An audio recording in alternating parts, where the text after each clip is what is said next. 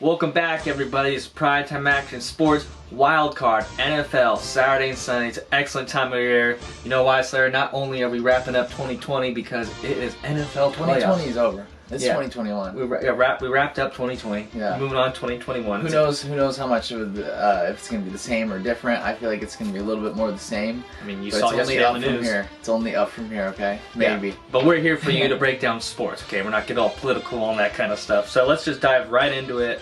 Or actually, Slayer, it's our new year. Let's kind of switch things up. What is something that you saw in 2020 that can cap off like the biggest sports highlight of that year? Is there something in particular that you just want to kind of reflect on before we move on to 2021? I mean, obviously, sports going away when COVID first hit. Obviously, that was a huge blow. NFL wasn't around, but we saw the NBA go away. Soccer, baseball, all sports. NASCAR, fighting, boxing, MMA. All of that, and I feel like the biggest highlight for me, at least, was the first sporting event back in the world, which was a UFC event. Fight Island? It wasn't Fight Island. It was Tony Ferguson versus Justin Gaethje. Oh, yeah. Tony Ferguson's my guy. He is my favorite fighter. He always brings it. Always looks for the finish. And it was just such a good fight, and just to see sports back, and it was different because there was no crowd, but it almost didn't even feel like that because the event was so good. That was the one highlight for me, I think, at least, of 2020, is just the whole COVID thing, and then bringing sports back, and then just to see where we're at now. It's really cool, and that was my highlight. Yeah, I think mine would be just SD kind of representing after the loss of the Chargers, going to LA after the last couple of years. Padres made the postseason in such a long drought, and the Lakers winning a championship. That's kind of a huge thing for us. Slater, now let's go on 2021. We're Wildcard Weekend, Saturday specifically for this episode. We're going to kick off the number 2 seed versus the number 7 seed, Bills, facing Indianapolis Colts, a number 7 seed. Slater, I'm going to let you take this one away before I get all statistical on you. So go ahead. What is your predictions? Yeah. What are you looking forward to, the matchup in particular? Well, a prediction that I had for this year at one point was my surprise team would be the Indianapolis Colts at 11-5. That's true. Bold They went 11-5, and they made the playoffs. Just barely, but 11-5 is a good record to make the playoffs. Yeah. And they're facing a team, a newly resurgent team in the Bills. Josh Allen playing an MVP caliber level.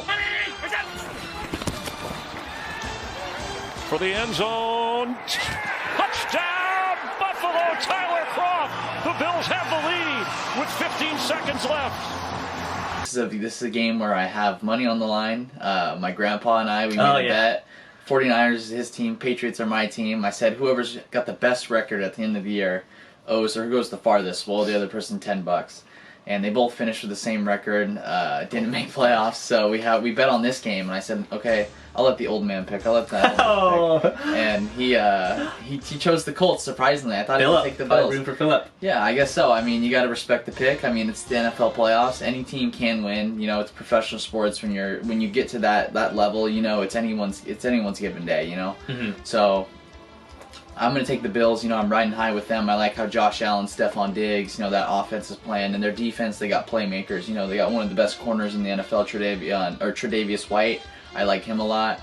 And, I'm taking the Bills at home on this one. All right. Well, I'm also going to side with Grandpa on this and just go out straight up, say I'm taking Phillip Rivers, the Indianapolis Colts. It's a very biased decision on my end because also, not only is it Phillip Rivers for the Colts, but I said the Bills a couple weeks ago, they'd be my pretenders, and they wouldn't make playoffs, or they would make it at 10-6.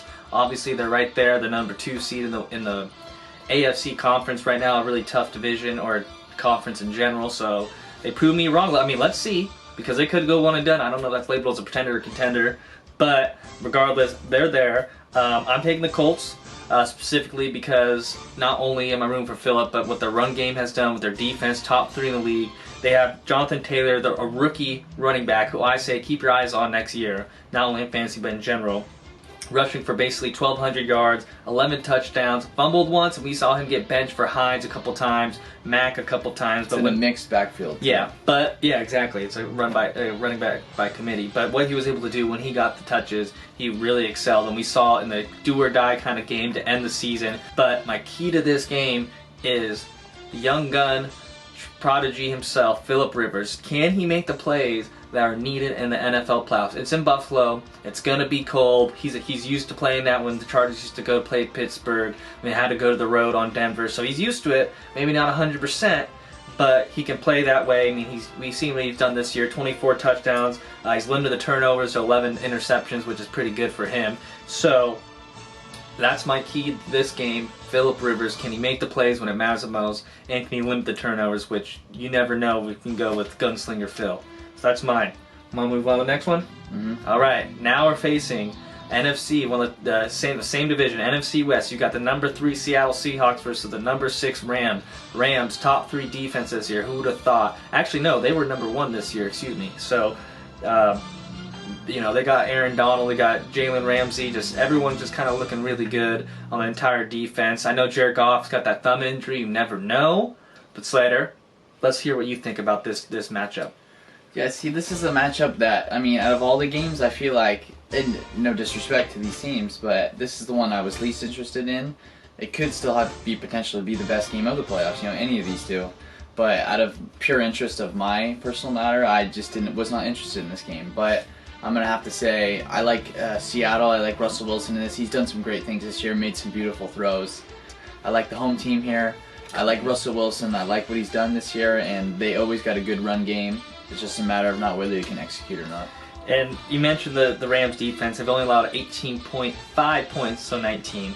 You look at the other end of the offense, the Hawks have averaged 28.7, so 29. So you know either way, both these teams matched up during the regular season. It was kind of either one of the teams, offense or defense, had the better edge. You saw, the Rams lock up Russell Wilson the first matchup, and you saw Russell Wilson kind of explode the second matchup. So you mentioned Russell Wilson, and I picked Seahawks out of a family bet to go, the furthest. So I'm gonna have to stick with the Seattle Seahawks because not only are they my team to, go the first in our family bet, but fun fact: Seattle Seahawks are 5-0 at home with Russell Wilson under the helm during the playoffs. So we'll see how that goes. Okay. Now, here's the final game of Saturday, and I know you're looking forward to this one, Slater, but this is kind of one of the games a lot of people, I think, are pretty biased on, because a lot of people are against Tom Brady and that team, and they want Washington to win.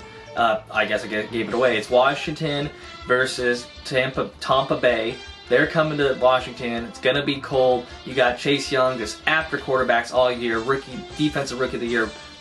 If not, then that is the lamest thing ever. He's really got it in the bag. And you got Tom Brady putting up prolific numbers, second most touchdowns of his career, his 20-plus career. So I'm really looking forward to this one too. It ends off Saturday perfectly.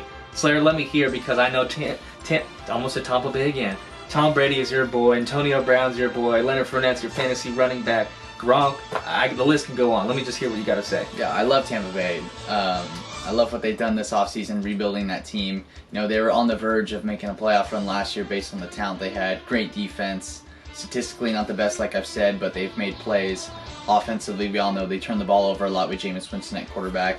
No disrespect to him. He came in to finish the game for Drew Brees and the Saints and kind of gave him a little FU at the end of that game. Yeah. But I do like Tampa Bay in this one, even though I did say at the beginning of the year, I think this has potential to be one of the, not the highest scoring game, but it could be one of the lowest scoring games. Most interesting games. Yeah, because, it is the NFL playoffs.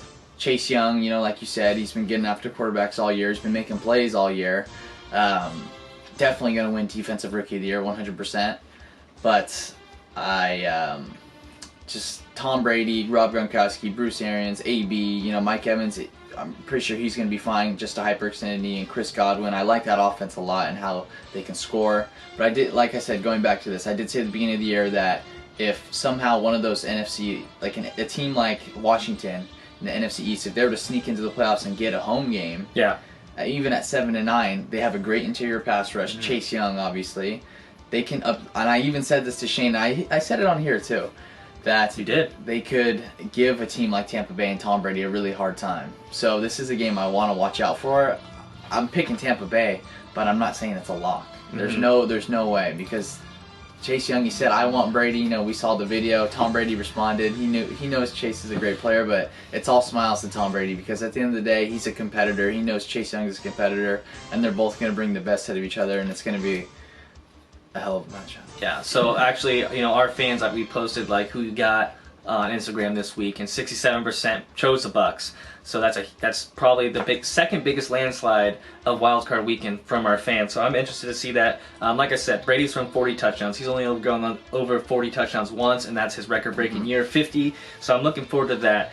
My key to the game is Chase Young. Can the Bucks offensive line slow him down? I know you probably got to put 3 or 4 guys on this guy, but you got Leonard Fournette, Ronald Jones, who can be good pass blockers. You got to put maybe 2, for sure 2, I would think, linemen, and maybe even Fournette to kind of chip him before they go for a screen. That's my key, because you look at him, he's 21 years old, 4 forced fumbles, he's got 2 fumble recoveries, 6.5 sacks. It's crazy. He's just a freak of nature, and those stats don't even speak truth at how good this guy is on the field. He's really dominant. So I've got the Bucks too. So it seems like for Saturday we agree on 2 of them. We disagree on the Colts and Bills. So I guess I've got the Colts, you get the Bills. We'll kind of see, because out of our fans too, that's 51-49, 51 favoring the Bills. So that's interesting. But Slater, my bold prediction for Saturday games: Bucks win by 2. Win by 2. That's an odd score to win by. You never know. Missed field goal. I don't know. What do you got? You got any bold predictions for Saturday games? Gosh, I mean, it's tough to narrow it down if you don't think about it prior. But I will say that Russell Wilson will throw 4 touchdown passes. Ooh, I can see that. That's hard against that defense. Go. 18.5. All right, guys. Well, we're going to take a quick break. You guys can recap this Saturday if you want to play back some of our thoughts. But we're getting to Sunday's wild card matchups coming up soon. Be careful. We'll be back.